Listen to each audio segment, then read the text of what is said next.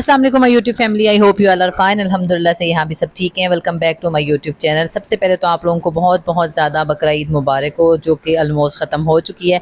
पर मुझे अभी व्लॉग एडिट करने का टाइम मिला तो मैंने कहा चलें अभी ही मैं आपको बकरा ईद की मुबारक दे देती हूँ, क्योंकि वो गाँव में कहते हैं ना हमारे कश्मीर में कि पूरा चाँद जो होता है ना वो ईद का होता है, वो छोटी ईद हो या बड़ी हो। तो खैर अभी चाँद तो पूरा ईद का है, तो आप लोगों को मेरी तरफ से बहुत बहुत ईद मुबारक हो।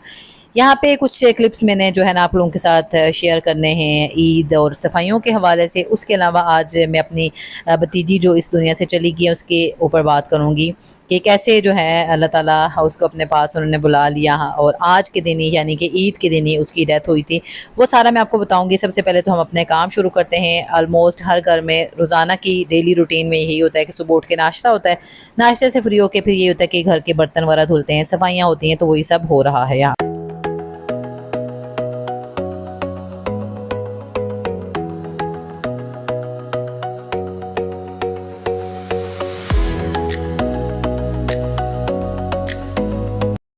बर्तन वगैरह धुल गए हैं। ये ईद से पहले का व्लॉग है, यानी कि सफाइयों का दिन है। तो यहाँ पे मेरी जो बेडरूम की हालत है ना कुछ ऐसी थी, और फिर मैंने कहा कि लगे हाथों जल्दी से अपना बेडरूम भी नीट क्लीन कर लेती हूँ। अच्छा, मैं आप लोगों को बता दूँ कि हम घर में ना दो लेडीज़ हैं, यानी कि मैं और मेरी नंद है। हम लोगों ने ना बारी लगाई है। खैर बारी बहुत लोगों को अजीब लगेगा, लेकिन ऐसा है कि ज़रा माशाल्लाह माशाल्लाह में दो बच्चे हैं, तो फिर ये होता है कि एक बच्चों को पकड़ेगा एक काम करेगा, तो इसलिए फिर हम लोगों ने ना एक दूसरे पे बोझ नहीं डाला हुआ। खैर देखा जाए तो मेरे ऊपर तो उस तरह का बोझ फिर भी नहीं है, क्योंकि जो खाने वाला का काम है ना वो जो डिपार्टमेंट है वो मेरी नंद ने संभाला हुआ है, और मुझे लगता है कि वो ज़्यादा टफ भी होता है, क्योंकि सबसे पहले ये डिसाइड करना है कि डेली क्या पकेगा। और हमारे घर की कुछ ऐसी रूटीन है, कुछ ऐसे हालात है, मतलब कि जो मेरे ससुर है ना वो हर चीज़ पसंद नहीं करते, तो हमें बहुत सोच समझ के उनसे पूछ के बनाना पड़ता है।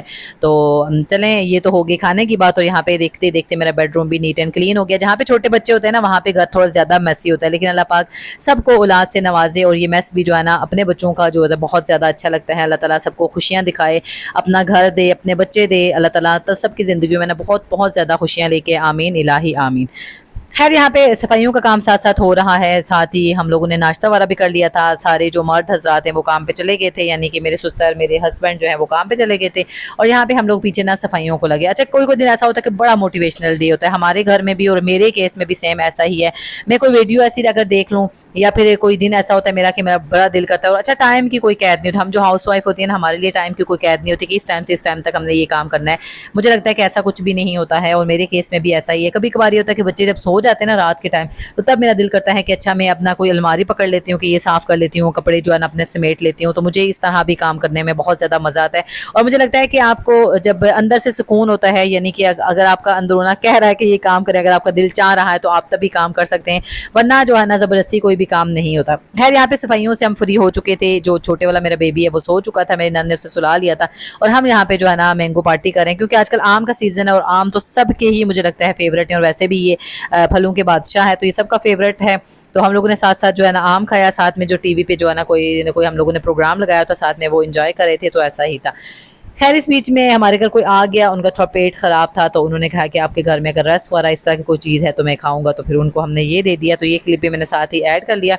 ये सारे काम काज तो हमारे हो गए, और खाने में ज़ाहिर है जब हम सुबह सफाइयों शफाइयों में लगे थे तो हमने खाना बनाना तो नहीं था, हमने बाहर से ऑर्डर कर लिया था, फिर माशाल्लाह से वो खाना खा लिया। और इसके अलावा ये है कि आजकल ना गर्मी बहुत ज़्यादा पड़ रही है, तो बहुत ज़्यादा जो परिंदे हैं वो घर की छतों पे आ रहे हैं, चिड़ियाँ हैं, कौवे हैं। तो आप भी कोशिश करें कि इस तरह ना आप जाके लेके आएँ उनके लिए, ताकि उनको पानी भी डाल के दे दें और दाना भी। तो मैं भी वहाँ ही जो है ना ये चीज़ें लेने गई थी, और मैंने छत पे रख दिया।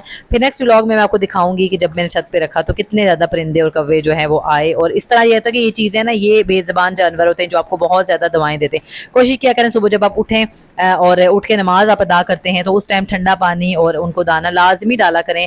ये चीज़ें आपके लिए बहुत ज़्यादा दुआएं करेंगी, और अल्लाह ताला हम सबको तौफीक दे। और आजकल बहुत ज़्यादा गर्मी पड़ रही है, तो आप लोग इंसानों के साथ साथ इन चीज़ों का भी ख्याल रखें।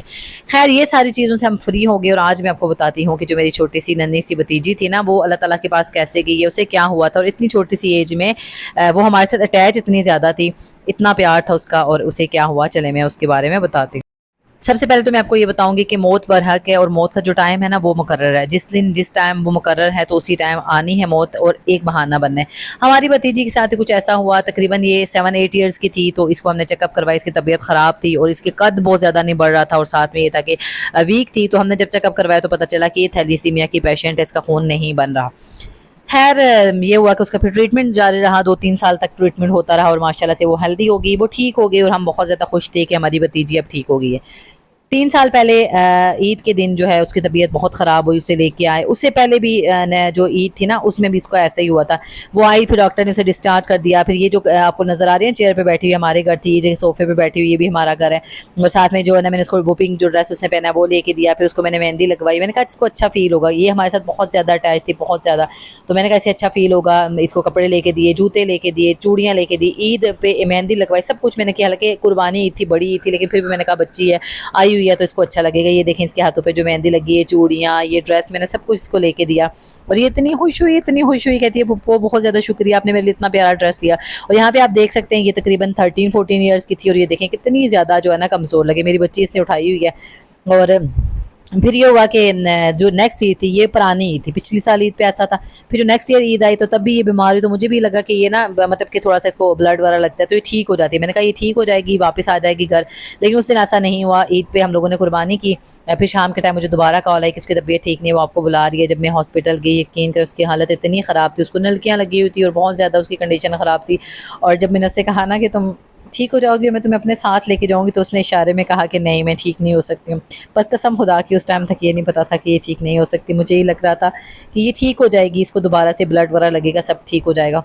फिर हम लोग रात के तकरीबन 2 बजे में घर आए, क्योंकि मेरी भी छोटी बच्ची थी, घर में थी, नन के पास थी, मेहमान भी आए हुए थे। तो आई जो ही हम घर पहुँचे तो हमें पीछे फ़ोन आया इसके बाबा का कि उसकी डेथ हो गई है। और वो वक्त था कि बस क़यामत थी। अल्लाह ताला इस मासूम फूल को जन्नतुल फिरदौस में आला मकाम अता करे। और इसके साथ-साथ जो इसके जितने भी हमारे, मेरी अम्मी, मेरे भाई, ताया, चचा, जितने भी लोग इस घर के, मेरे सास और मेरी नंद, अल्लाह ताला सबको जन्नतुल फिरदौस में आला मकाम अता करे। हकीकत यही है कि हमने अल्लाह ताला की तरफ लौट के जाना है और बहाने बनने, बस ये बहाना बना और ये हमारी आँखों से ऐसे ओझल हो गई है, मतलब यकीन नहीं आता कि इसने हमारे साथ 13-14 साल गुजारे। अल्लाह ताला सब माँओं को जो है ना सब्र दे, जिनके साथ ऐसे हादसात हुए हैं। हमारी भाभी को भी सब्र दें और आपने लाज़मी इस नन्हे फूल के लिए दुआ करनी है कि इंशाल्लाह ये बहुत अच्छे मकाम पे होगी।